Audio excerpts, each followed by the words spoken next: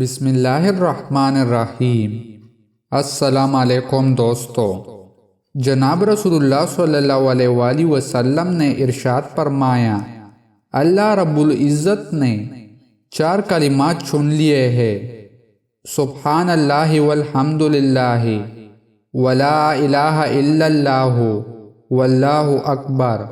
پس جس نے سبحان اللہ کہا اس کے لیے 20 نیکیاں لکھی جائیں گی اور 20 خطائیں معاف کی جائیں گی، اور جس نے اللہ اکبر کہا اس کے لیے بھی اتنا ہی ثواب ملے گا، اور جس شخص نے لا الہ الا اللہ کہا اس کے لیے بھی اتنا ہی ثواب ہے، اور جس شخص نے اخلاص سے الحمدللہ رب العالمین کہا تو اس کے لیے بھی 30 نیکیاں لکھی جائیں گی اور 30 خطائیں معاف ہوں گی۔